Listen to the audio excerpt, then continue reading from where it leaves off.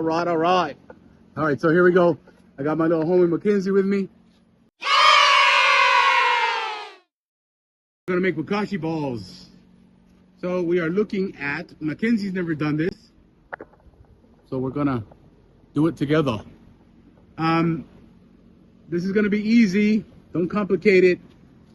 EM1, molasses, this is clay. We're in Florida. I wish I had a backyard with clay. We don't, we have sand, and sand does not stick. We've got a biologically complete compost. It's got about 75% biochar in it. So we can start, Mackenzie, by sifting that. Throw some in here. And we're gonna sift this. Go ahead, keep adding.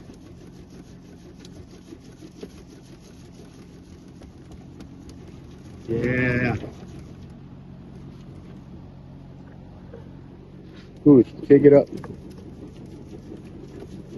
I don't know how much I'm putting in here. All right, this is science, but it's not that much science. Go ahead and shake it. I'm gonna put the camera here. So we're gonna go with again, carbon, clay. For those who don't know what Bokashi balls are, we're doing this because we're gonna take it to a waterway. It's used for cleaning water systems, and there's a boat slip that Mackenzie's family. You have a boat out there? Yeah. So we're gonna clean it with Bokashi balls. So I also have ceramic, EM1 ceramic. You don't need this. You don't need the biochar. If you absolutely had to. Oh, and also we're adding this wheat and wheat bran. So maybe a 50-50 wheat bran, ceramic balls. So we're gonna sift this out real quick, and then I'm gonna jump back into this video. Look at this stuff. It is good. Yeah. So again, that's from that compost pile out there. There was originally 100% biochar. So now we'll do, let's match it. Let's throw some wheat bran in there. Just add until we feel like it's gonna be okay. So we're gonna do it. So this is wheat bran and wheat. So we'll start mixing that in. And then we're gonna add clay. This clay stuff is pretty dope. And I'm probably gonna match 1 to 1 to 1. So bran, clay, compost. And then we'll start mixing our inoculant, which is gonna be EM1, 1 part EM. So we're activating EM1. Let's be clear. We have EM1. We're going to activate it with 1 to 1 molasses, 10 water. So the difference is when you're doing regular EM1, you're activating 1 to 1 to 18. So in this case, we're going to activate 1 to 1 to 10. And then we're going to want to get a doughy. We want to be able to roll it up into balls. This clay here, this clay is going to allow this thing, this red clay too. I'm going to allow for this thing to really get hard as a rock. And then we're going to let it ferment. This is where we got it from. I mean, unless you're in Florida, I would keep going. Unless you're in Florida, you could be able to pull clay right out of your backyard. But the native soil here, being that we're on the beach, seashells and rocks, everything out here has been built by Rick, Daniel, Mackenzie, Gardens and Glass. This is where we're out here composting and building up organic matter. Otherwise, this is the native soil here. If you dig, here we're retrenching. It's the native soil. We're about half a mile away from the beach here, if even that. So, we don't have the luxury of clay. I can't even find it locally. All right, so throw some of this in there. Mackenzie is gonna become a bio wizard. Definitely becoming a regenerator here with me. And then the ceramic, I'll probably use 200 to 300 grams of it. You don't need much. You're introducing quartz. I'm also introducing more of the EM1.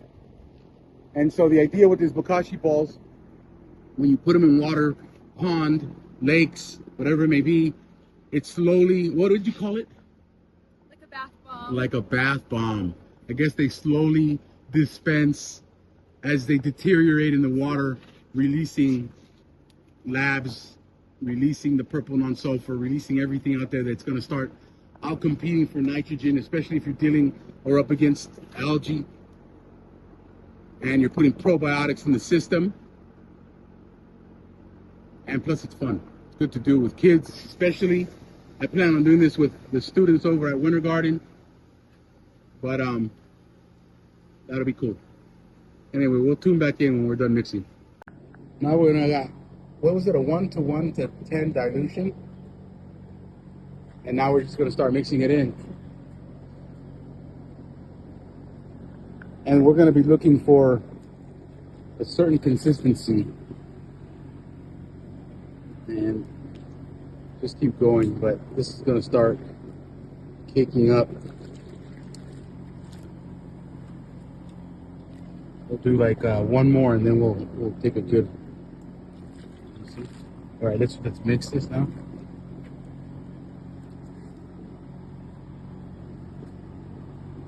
We didn't put too much, and if we did, go with more. I don't think we overdid it, but if we did, but you know, technically, It'll just dry out, right? well, we can just add more material. We can always add more of the wheat bran is going to feed the microbes. This is going to ferment for 3 weeks, kind of like a Bokashi. The ball is going to harden. We're going to get a fungus. You know you did it right when you get the mycelium on that ball. So we went a little over here. So let's throw some more wheat bran in here.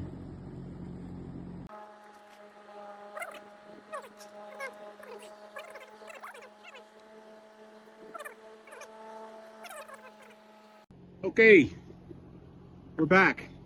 So you want to be able to roll this ball, and you don't want any cracking. And we're getting cracking? We're getting cracking. So my experience rolling tortillas with my mom in Mexico is that whenever we were too moist, we would put flour on our hands. Whenever they were too dry, we would add water to our hands. And in this case, she just stuck her hand in the EM, and now she's continuing to roll it. And now she's getting a solid roll. Look at that. So the consistency you're looking for when you squeeze it, you're not falling apart. And then now we need to get another tray. I knew I needed to bring another. We have a second black tray, right? Yeah. And then we're going to start putting them aside. That is the consistency you want. You want to be able to squeeze it without seeing cracks. But you don't want to squeeze it. I mean, now obviously I was over squeezed there.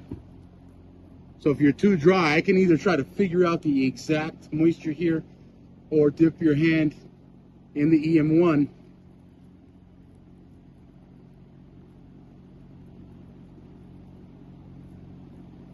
And get it figured out that way. So we're going to roll a couple of more of these up. I'll have Mackenzie will get down with a couple more, and then I'll help her out. I'll jump in and help her out. We got an IMO going on there too. We got a lot of biology popping off right now over here. So this will just put here. You don't want them to touch each other. And then you store them. We're going to store them probably in this tiki hut, where they're obviously not going to get wet. And there's definitely plenty of biology flying around this place. I have no problem catching IMOs here. Nice. You see? Yeah, perfect. See that? And Mackenzie, you're going to become the Bokashi champ. Look. How many do you think we're going to get out of this? Oh, I think a lot. That'd be nice. Yeah, let me see. Cool. There it is. All right, guys, we're going to roll these things up. This is Bokashi balls. It's as easy as that.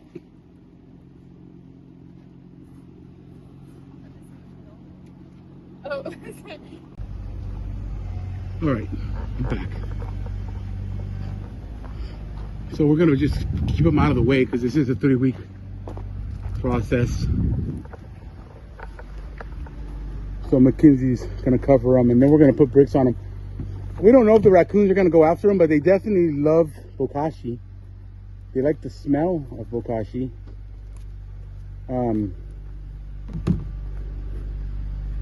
So let's see what happens. But we've got about, what, Mackenzie, 100 of them? Yeah, I think so. So right about 100. Let's see what happens. Hopefully everything works out. Worst case scenario, they've got labs in it, but should be just fine. We're out of here. All right, back here in the corner of the property, and I'm gonna look at these Bokashi mud balls.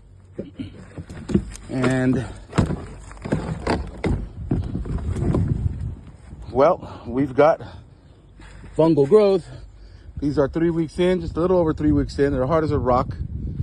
They flatten out because the moisture here is so wild right now that if I wanted them perfectly round, I would dry them up a little bit more. You can see some of the runoff here. This is just from the moisture, but I'm okay with that. I'm gonna take a couple of these. Look at, like, 2 microbes. Let me get the glove out of the way. So we're gonna take these on Friday and we're gonna throw them into the canal. In the meantime, I'm gonna put one of these in, I'm gonna solubilize it and see how long it holds up for. We just got about 100 of them at the dock. And we're going to the dock, no pun intended. And we're gonna drop these Bokashi, we call them Bokashi pucks. We over dried them, so we saturated them. We let them go too dry, but we're gonna take them to the dock. The dock's in a lot of trouble. And we're gonna drop them in and start trying to heal the water. Okay, so here we are. Are there manatees in here? Yeah. So this is where salt and freshwater meet, or is it all salt water? Well, like the canal, it just goes right down to the end and then to the left and you're in the bay. So it's mostly salt water, but the rain sits in here a lot. Cool. Well, we've got Bokashi balls, Bokashi mud balls that we made. And the point of Bokashi mud balls is what? To clear up the water. How? Good question. It's got lactic acid bacteria in it, purple and unsulfur bacteria, and a bunch of beneficial microbes and fungus that'll slowly, like a, what did you call it? A bath? Bath bomb. Bath bomb. Slowly start just dispensing this biology. So go ahead and throw them in. So we've got manatees. We've got a lot of wildlife here. Put them on the left side. Check them one at a time. I would just give them distance. Throw one. Is that pretty far? Yeah. And then go that way. Give them different ranges. Yeah, and then go over the bush. You got the arm for it? We're gonna throw 8 of them in here.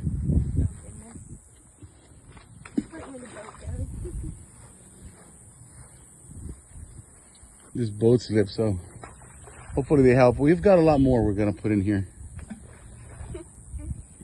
You can see it like disintegrating already when it hits the water.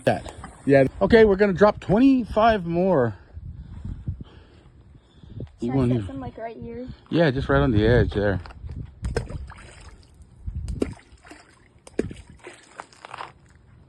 Cool.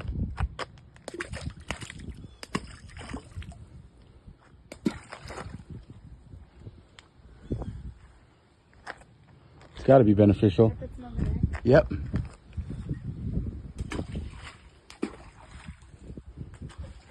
Definitely high tide now. Damn.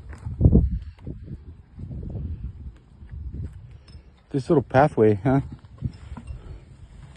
What does it take? Someone put like a marble here.